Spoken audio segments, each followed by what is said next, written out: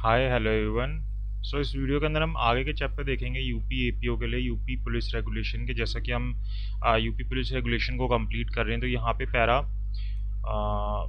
301 से हम स्टार्ट करेंगे, चैप्टर 23 से लेकर चैप्टर 28 को कंप्लीट करेंगे। तो अब करते हैं इसको स्टार्ट। चैप्टर 22 तक हमने इससे पहले वाली वीडियोस के अंदर कर रखा है, तो प्लीज़ उनको देख लीजिएगा और वीडियो को लाइक ज़रूर कीजिएगा। अब हम स्टार्ट करते हैं आगे कि चैप्टर 23 के अंदर क्या बोल रखा है। इसके अंदर हमें बेसिकली बोल रखा है कि accounts kept at police station, की किस तरीके से जो अकाउंट्स है वो पुलिस स्टेशन के ऊपर रखे जाएंगे, उनको किस तरीके से मेंटेन किया जाएगा, तो उसके बारे में बात कर रहा है यहाँ पे। तो सबसे पहले पैरा 301 बोलता है कि कोई भी अगर अमाउंट रिसीव होगा पुलिस स्टेशन के अंदर, अगर कोई भी अमाउंट रिसीव होगा तो उसके रिगार्डिंग क्या किया जाएगा, एंट्री की जाएगी। मतलब कि अगर कोई भी अमाउंट रिसीव हो रहा है और कोई भी अमाउंट डिस्पर्स हो रहा है, चाहे आपको कुछ मिल रहा है चाहे आपके पास से कुछ जा रहा है, उसकी आपको एंट्री करनी पड़ेगी इमीडिएटली। कहाँ पे करोगे आप इमीडिएटली? कैश बुक के अंदर। ये कैश बुक हर एक स्टेशन के अंदर मेंटेन की जाएगी। तो जब भी कोई अमाउंट आ रहा है, जब भी कोई अमाउंट जा रहा है, उसकी आपको इमीडिएटली एंट्री करनी है। कहाँ पे? कैश बुक के अंदर। तो पहली चीज़ ये बताई गई। देन फिर इसकी जो भी आपको कैश रिसीव हुआ है या आपके पास से अमाउंट डिस्पर्स हुआ है, उसकी आपको पूरी डिस्क्रिप्शन जो है कहाँ पे एंटर करनी है, जनरल डायरी के अंदर। और ये कौन एंट्री करेगा इसकी? हेड कांस्टेबल स्टेशन राइटर करेगा। तो ये आपको याद रखना है, आपसे ये क्वेश्चंस पूछे जा सकते हैं कि कौन ये एंट्री करता है? Head constable station writer. तो ये जो होता है इसके अंदर एंट्री करता है हेड कांस्टेबल स्टेशन राइटर। अब ये क्या करता है, जब कैश रिसीव होता है तो जो हेड कांस्टेबल होता है, इसकी जो एंट्री है वो क्या करेगा? जनरल डायरी के अंदर कर देगा। अब यहाँ पे क्या एंट्री करेगा? एक तो लिखेगा कि किस टाइम पे वो अमाउंट रिसीव हुआ है, या फिर कितना अमाउंट डिस्पर्स हुआ है, कौन सी डेट को। तो डेट आर ये मेंशन करना ज़रूरी होता है। एंड देन ये जो अमाउंट देने के बाद या लेने के बाद कितना अमाउंट अब जो है उनके पास बैलेंस के अंदर आ जाता है, कि उनके पास अब अगर 10 थे तो उन्होंने 8 दे दिया, तो उनके पास 2 जो है वो बैलेंस में रह जाते हैं। तो ये चीज़ उनको लिखनी है।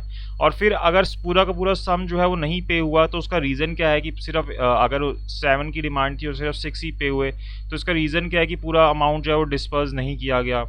All subsequent amount dispersed shall be entered in the diary at the time they are paid। तो जितने भी इसके बाद अमाउंट पे किए जाएंगे उन सब की एंट्री की जाएगी कि किस चीज़ के लिए पे किया गया है, किस चीज़ के लिए डिस्पर्स किया गया है, क्या क्या रीज़न था, किस टाइम पे था, किस दिन था। तो ये सारी चीज़ों की एंट्री जो है इसके अंदर की जाएगी।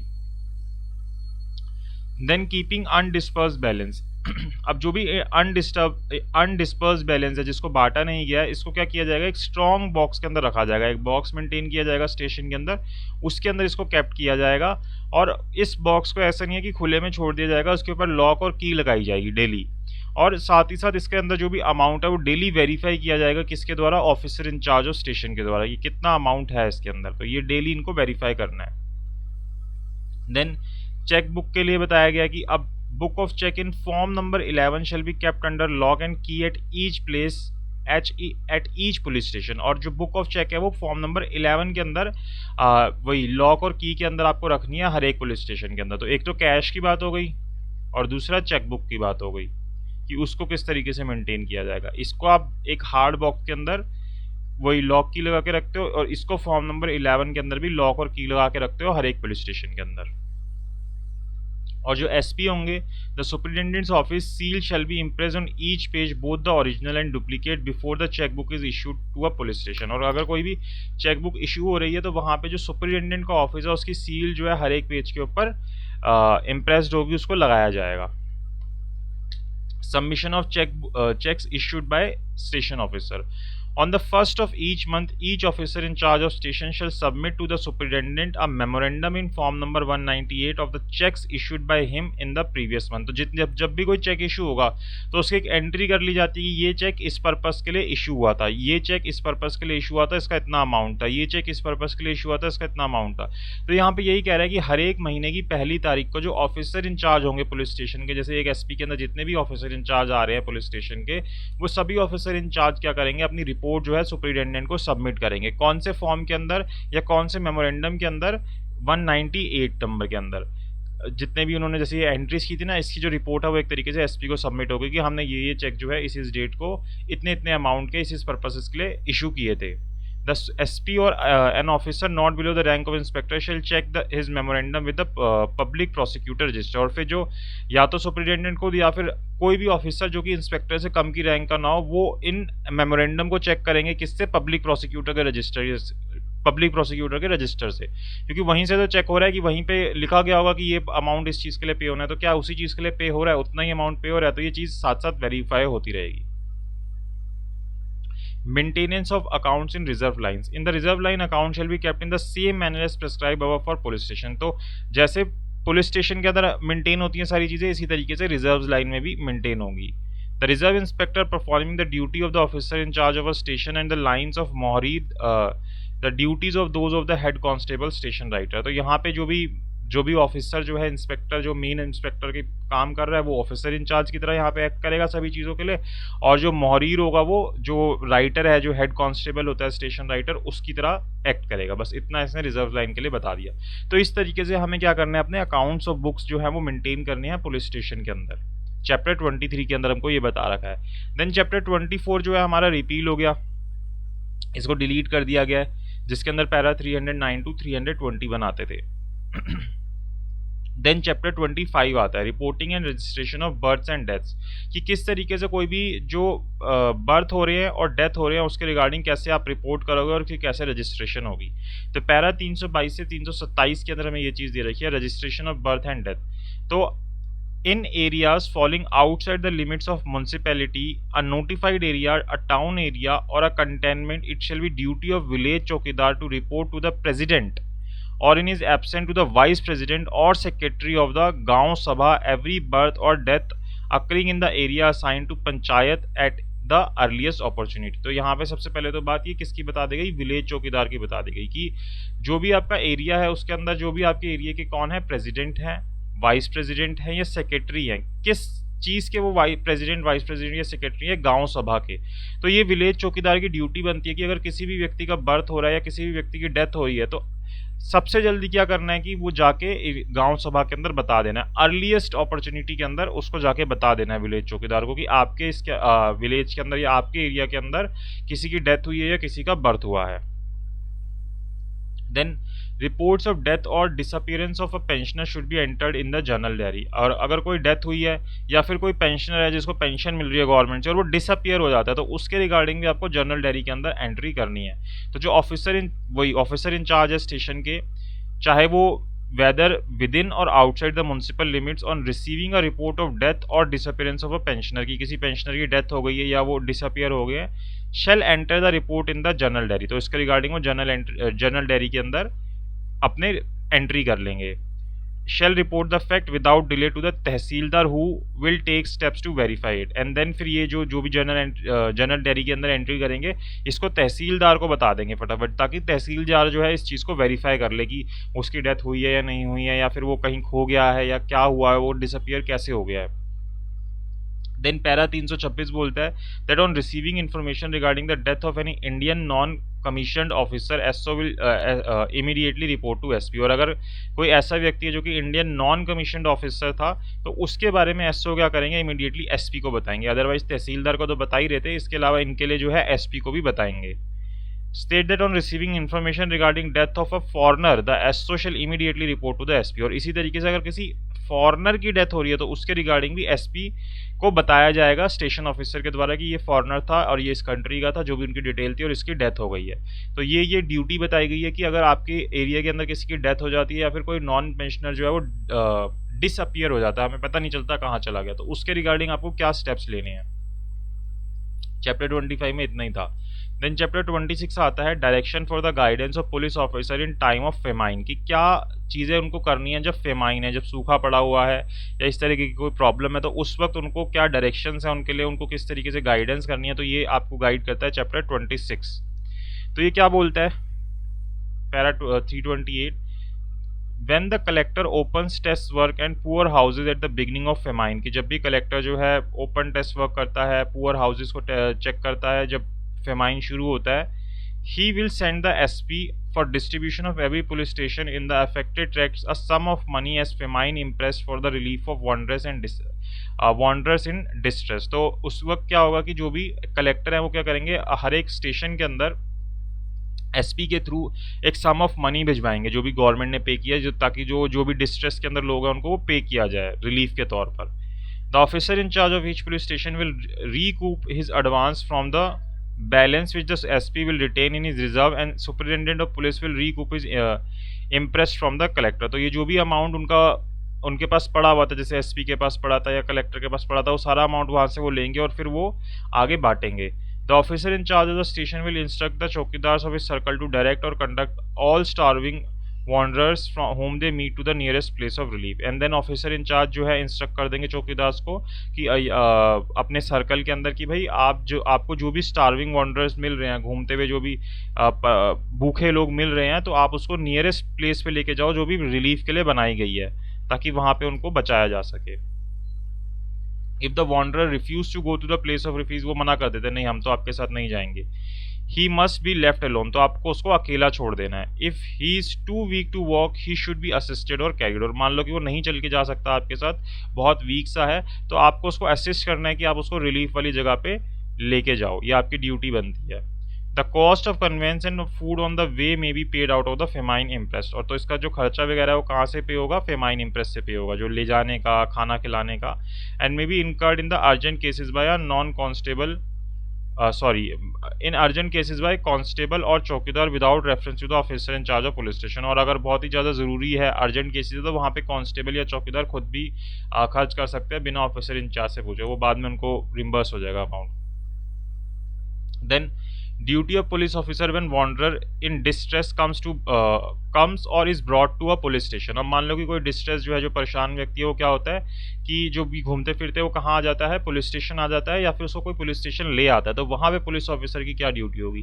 When a wanderer in distress come or is brought to police station he should be fed, उसको आपको खाना खिलाना है। If in need for food and directed to conducted to the nearest poor house or relief work, और उसको फिर जो भी नियरेस्ट पुअर हाउस है, रिलीफ वर्क है, वहाँ पे उसको लेके जाना है।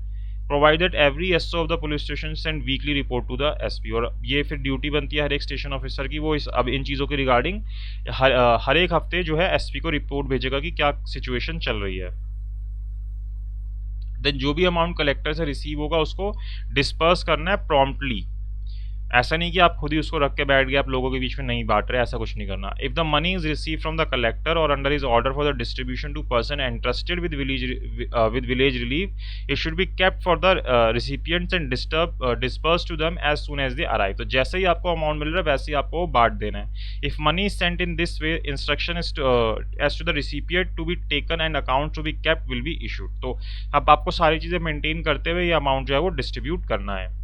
Provided that if the famine relief seriously increase the duties of the police at any station, the officer in charge may apply to the SP for increase of staff। और सच पे अगर कहीं पे ड्यूटीज इंक्रीज हो रही हैं किसी police के अंदर, पुलिस स्टेशन में, कि वहाँ पे और ज़्यादा स्टाफ की ज़रूरत है, तो फिर वहाँ के जो स्टेशन ऑफिसर होंगे वो SP से रिक्वेस्ट करेंगे कि हमारा जो है स्टाफ इंक्रीज किया जाए, हमको और ज़्यादा स्टाफ की ज़रूरत है। SO should assist the officer in charge of famine relief. And then जो स्टेशन ऑफिसर होंगे, जो भी ऑफिसर इन चार्ज है फेमाइन रिलीफ की, उनकी हेल्प करेंगे। तो officer in charge of police station will report any important fact connected with famine administration और ग्रोथ और डिक्लाइन और distress with the things that the district authorities ought to know and do not know. तो इस तरीके की कोई भी चीज़ की, कोई चीज़ इंक्रीज हो रही है, कोई डिस्ट्रेस इंक्रीज हो रहा है, या कोई डिक्लाइन आ रहा है, या कोई ग्रोथ हो रही है फेमाइन के अंदर, तो इस तरीके की सारी चीज़ें जो भी उसको ठीक लगती है वो डिस्ट्रिक्ट अथॉरिटीज़ को बताएगा कि ऐसी ऐसी सिचुएशन चल रही है। तो एसओ की ये ड्यूटी बताई गई है। तो ये हो गया चैप्टर 26 कंप्लीट। देन आता है chapter 27, duties under special acts and rules, की स्पेशल एक्ट और रूल्स के अंदर क्या ड्यूटीज है पुलिस ऑफिसर्स की। तो एक लिस्ट ऑफ एक्ट्स और portion of act should be kept in police office and SP office, की कुछ एक लिस्ट ऑफ एक्ट्स हैं या उनके कुछ पोर्शन ऑफ एक्ट्स हैं जो कि आपको हर एक पुलिस ऑफिस के अंदर और एसपी ऑफिस के अंदर मेंटेन करने ही करने हैं। There should be an office of SP and at each police station a list of acts or portion of act which concern the police and extend to the whole or part of the district or station but are not enforced throughout the province। कि भाई कोई ऐसी चीज़ है जो कि सिर्फ आपके district पे एप्लीकेबल है, तो ऐसे एक्ट्स या या फिर कोई ऐसे एक्ट जो कि पूरी के पूरे पुलिस डिपार्टमेंट को इफेक्ट करते हैं, पुलिस कंसर्न रखती है उनसे, ठीक है, तो इन चीज़ों के जो भी एक्ट्स हैं वो हर एक पुलिस स्टेशन के अंदर, एसपी ऑफिस के अंदर होने चाहिए। When a person subject to a military law deserts, the officer commanding will immediately inform the local and railway police। तो यहाँ पे क्या बता रहा है कि when a person subject to military law desert, कि भाई कोई ऐसा व्यक्ति है जो कि military law desert है, जो कि मिलिट्री से भाग के आया हुआ है, the officer commanding the corps to which she belongs will immediately inform to the local और रेलवे पुलिस। तो जो भी ऑफिसर कमांडिंग है उसके वो वहाँ पे क्या करेंगे, जो भी लोकल पुलिस है या फिर जो रेलवे पुलिस है उनको इन्फॉर्म कर दिया जाएगा। On receipt of such information जो superintendent will take action as may be expedient. तो फिर वहाँ पे क्या किया जाएगा कि जो एसपी है वो इस तरीके के एक्शंस लेंगे जो भी एक्सपीडियंट होंगे, ताकि उस जो भी मिलिट्री लॉ डेजर्टर है उसको पकड़ा जा सके। एंड देन अगर किसी को इस तरीके से पकड़ा जाता है डिजर्टर को, तो वहाँ पे क्या रिवॉर्ड पे किया जाएगा। Reward of ₹5 will be granted for the apprehension of any of the following class who is deserter or is absent without leave other than individual who surrenders himself. तो यहाँ पे ये तो कुछ कम ही दे रखा है, इसको इंक्रीज करने की या रिवाइज करने की ज़रूरत है। तो इतना रिवॉर्ड जो है ये पुराना उससे बना हुआ है ना, इतना रिवॉर्ड जो है पे किया जाएगा अगर आप इस तरीके से किसी डिजर्टर को पकड़ते हो या फिर ऐसे व्यक्ति को जो कि बिना लीव के आर्मी से चला गया है। अनटिल एंड अनलेस अगर वो खुद ही सरेंडर कर देता है तो फिर वहाँ पे आपको ये रिवॉर्ड नहीं मिलेगा। अरे ₹5 का रिवॉर्ड कौन लेगा। Procedure when a deserter is apprehended by the police. क्या प्रोसीजर होगा जब एक एप्रीहेंडेड जो है जब कोई डिजर्टर जो है वो एप्रीहेंड किया जाएगा पुलिस के द्वारा। When a deserter is apprehended by the police, तो जो एसपी हैं should notify the commanding officer. फिर एसपी जो उसके कमांडिंग ऑफिसर है, यानी कि वो जो भी डिजर्टर है जो आर्मी से भागा हुआ है उसका जो कमांडिंग ऑफिसर है उसको इस एप्रीहेंशन के बारे में बताएंगे। And same time furnish the commanding officer with the name and address in the full the person to whom the reward is payable. और साथ ही साथ उसका भी नाम और पता एड्रेस वगैरह बताएंगे कि किसको ये रिवॉर्ड का अमाउंट पे करना है ₹5 का, कौन से पुलिस ऑफिसर को। As soon as the deserter reaches its unit in charge of the escort, the commanding officer will at once remit the reward by money order direct to the person entitled to it, whose money order acknowledged will be accepted by the audit authorities as sufficient voucher for the amount paid as a reward and for the money order fees। तो फिर वही audit वगैरह की authorities के through ये जो amount है फिर वहाँ पे पे करवा दिया जाएगा उनको। क्या है इसमें, ऑडिट क्यों कर रहे हो। When a deserter is made over a military authorities by police from form of certificate under section 91A sent to the police for completion. अब यहाँ पे जब इस तरीके से भेजा जाएगा उसको मिलिट्री अथॉरिटीज़ को, तो वहाँ पे क्या प्रोसेस फॉलो किया जाएगा वो बता रखा है। तो when after deserter has been arrested by the police and made over to the military authorities की, जब पकड़ लिया और उसको मिलिट्री अथॉरिटीज़ को आपने दे दिया, तो फिर एक सर्टिफिकेट बनाया जाएगा section 91A of the Indian army act का, जो 1911 का एक्ट है उसके हिसाब से। फिर ये send to police for completion, और पुलिस को भेजा जाएगा कंप्लीशन करने के लिए। It must be completed and sign by the officer not below the rank of officer in charge of police station. तो फिर पुलिस जो है इसको कंप्लीट करके वापस भेज देगी, और ये जो भी पुलिस ऑफिसर इसको करेगा वो at least officer in charge of police station level का होना चाहिए, उससे नीचे लेवल का नहीं होना चाहिए।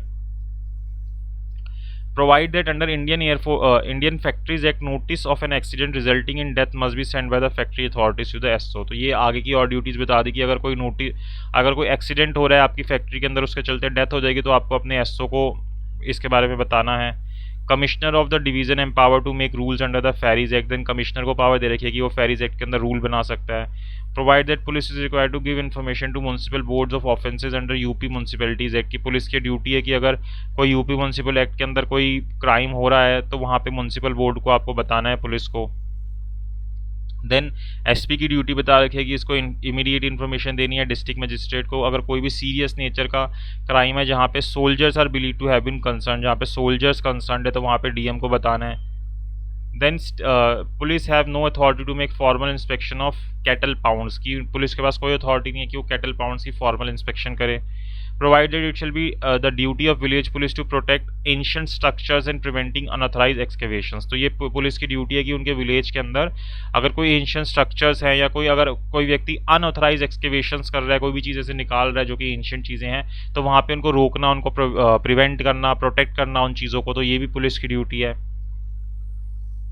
Then that rules regarding the action to be taken on the escape of prisoner from district or central jail are contained in UP jail manual। तो ये बता रखा है कि अगर कोई व्यक्ति प्रिजन से भाग जाता है, चाहे वो सेंट्रल लेवल का जेल है या डिस्ट्रिक्ट जेल है, तो फिर उसके रिगार्डिंग आपको यूपी जेल मैनुअल को फॉलो करना है।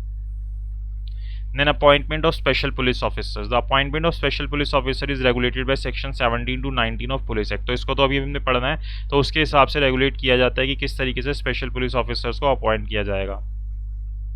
Such appointment should as far as possible be made by voluntary and non-compulsory enrollment to meet cases of grave and sudden emergency। कि अगर इस तरीके की आप अपॉइंटमेंट कर रहे हो तो वहाँ पे आपको वॉलेंटरली उनकी अपॉइंटमेंट करनी है, मतलब वो वॉलेंटरली खुद आ रहे हों, और उनके लिए नॉन कंपलसरी एनरोलमेंट होगी, उनको एनरोलमेंट कराना ज़रूरी नहीं है। अगर कोई ग्रेव एंड सडन इमरजेंसी है कि आपको लोगों की ज़रूरत है, तो उस वक्त आप इस तरीके से अपॉइंटमेंट कर सकते हो। And should be cancelled as soon as the emergency ceases to exist, और जैसे ही इमरजेंसी खत्म हो जाएगी तो उनको भी फिर वहाँ से हटा दिया जाएगा कि अब आपकी रिक्वायरमेंट नहीं है। Then appointment of traffic police के बारे में बता रखा है। In certain district traffic police have been appointed, in some areas police mobile squad have been form to deal with offences under motor vehicle act. तो ये तो सिंपल सी बात है कि जो है ट्रैफिक पुलिस को हमने बना रखा है। Each of these squad mobile squads is in charge of the inspector under the direct control of the range deputy inspector general of police. Certain police officer are appointed as ex officio member of transport authorities under motor vehicle act. तो ये तो simple सी बात है, इसमें तो क्या ही समझेंगे।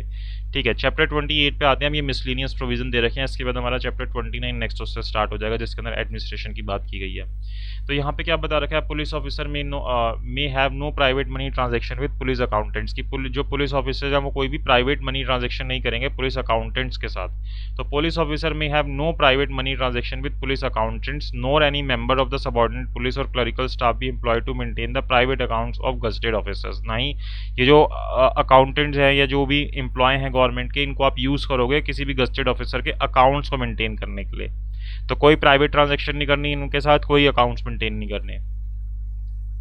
Duty to inform about trade being carried out by a relative, अगर कोई रिलेटिव भी इनके साथ कुछ ट्रांजैक्शन कर रहा है तो उसकी भी ड्यूटी, आपकी ड्यूटी बनती है कि उसके रिगार्डिंग आप इन्फॉर्म करोगे। तो यहाँ पे क्या बताता है, it is incumbent on every police officer enrolled under section 7 of the police act to give immediate information to SP. तो उनको इमीडिएटली एसपी को इन्फॉर्म करना है, under whom he is serving of the fact that his father's sister or brother's wife, sister's husband, son's wife, daughter's husband has taken up trade or employment other than government service within the limits of his jurisdiction, कि उनके area के अंदर इस तरीके से वो चीज़ें कर रहे हैं या ये भी जो भी है बिजनेस कर रहे हैं, ट्रेड कर रहे हैं, उसके बारे में वो एसपी को बताएंगे। On receiving such information, it will be for the SP to consider whether the circumstances justify the transfer of the officer concerned. Then जो SP वो कंसीडर करेंगे कि क्या इस पुलिस ऑफिसर को इस डिस्ट्रिक्ट में रहना चाहिए या फिर उसका ट्रांसफ़र होना चाहिए, क्योंकि अगर कोई है वहाँ पे कोई पुलिस ऑफिसर है तो हो सकता है कि वो अनड्यू बेनिफिट्स दे उसको उस ट्रेड के अंदर अपने रिलेटिव को। The general principle should be that police officers should not ordinarily be employed in jurisdiction in which relatives of the degree noted above carry on private trade. तो generally यही होना चाहिए कि जिस भी एरिया के अंदर उसके रिलेटिव अगर कोई ट्रेड कर रहे हैं, काम कर रहे हैं, तो उस जुरिसडिक्शन के अंदर वो पुलिस ऑफिसर नहीं रहना चाहिए, उसका ट्रांसफ़र कर देना चाहिए। Then members of the police force are strictly forbidden to consume intoxicant during the course of their duty, की जो members होते हैं पुलिस के उनको forbidden किया गया है कि जिस वक्त वो ड्यूटी के ऊपर है उस वक्त वो इंटॉक्सिकेट नहीं करेंगे, ड्रिंक नहीं करेंगे, इस तरीके की कोई चीज़ नहीं करेंगे। तो जो भी पुलिस फोर्स के मेंबर है उनको स्ट्रिक्टली फॉरबिड किया गया है कि वो किसी भी इंटॉक्सिकेंट को कंज्यूम नहीं करेंगे जब भी वो ड्यूटी के ऊपर है, और when they may reasonably expected to be called upon to perform the official duty, या फिर उनको लगता है कि इस टाइम पे हमें बुलाया जा सकता है ड्यूटी के लिए, तो उस वक्त भी वो इंटॉक्सिकेट नहीं करेंगे अपने आप को। They are strictly warned, and any violations or the slightest disregard of the will to be cause for disciplinary action, including removal of the officer concerned from the service। तो इसके अंदर आप उनको स्ट्रिक्टली इस चीज़ को फॉलो करना है, और अगर वो स्लाइटेस्ट डिसरिगार्ड भी करते हैं इसके रिगार्डिंग तो उनके अगेंस्ट डिसिप्लिनरी एक्शन लेने चाहिए और उनको सर्विसेज से रिमूव कर देना चाहिए।